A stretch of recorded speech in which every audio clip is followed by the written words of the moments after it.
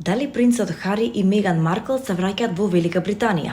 InStyle пишува дека Хари, кој живее во САД со сопругата повеќе од 5 години, го навестил тоа во неформален разговор со пеачката Джос Стоун, која ја запознал минатата недела на доделувањето на наградите Well Child во Лондон.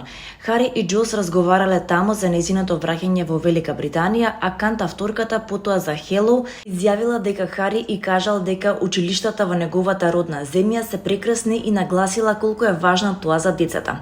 Тој праша како се сместивме назад во Велика Британија, дали се навикнавме на тоа.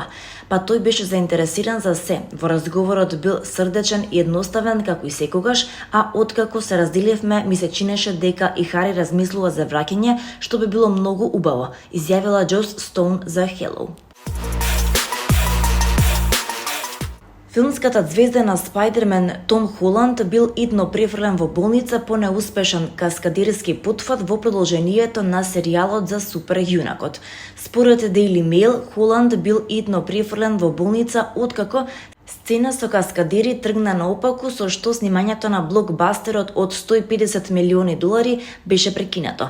Холанд претрпел повреда на главата по пат на снимањето во студио во Велика Британија и бил идно префрлен во болница каде што му бил диагностициран потрес на мозокот.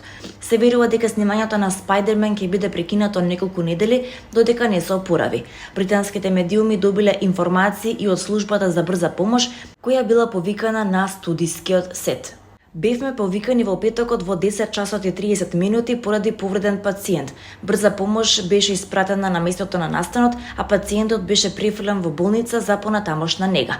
Таткото на актерот Доминик Холанд им изјавил на медиумите дека неговиот син ќе биде отсутен од снимањето некое време, пошто Холанд бил виден на добротворна вечера со својата свршеница и колешка Зендаја, но го напуштил настанот порано бидејќи не се чувствувал добро.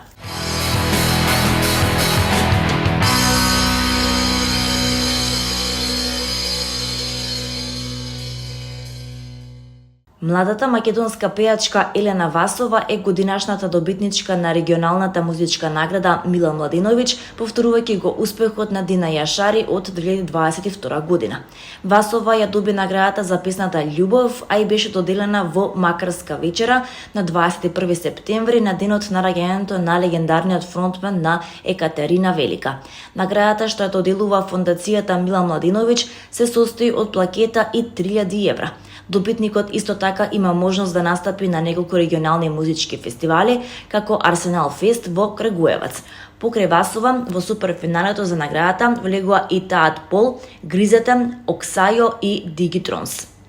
Автор на песната Љубов е Елена Васова, а ја продуцираше заедно со Ненад Стефановски, кој ги правеше миксот и мастерингот.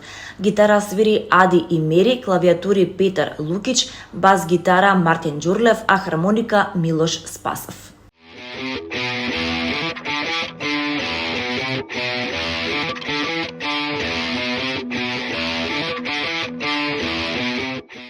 Годинашното јубилејно 10-то издание на Интернационалниот филмски фестивал Кине Нова ќе биде отворено со документарниот филм Загубениот тим од соништата на хрватскиот сценарист и режисер Јуре Павловиќ. Се работи за приказната за фантастичната генерација на југословенската кошарка, која во 91 година во Рим го освои своето последно злато, токму во моментите кога земјата се распаѓаше.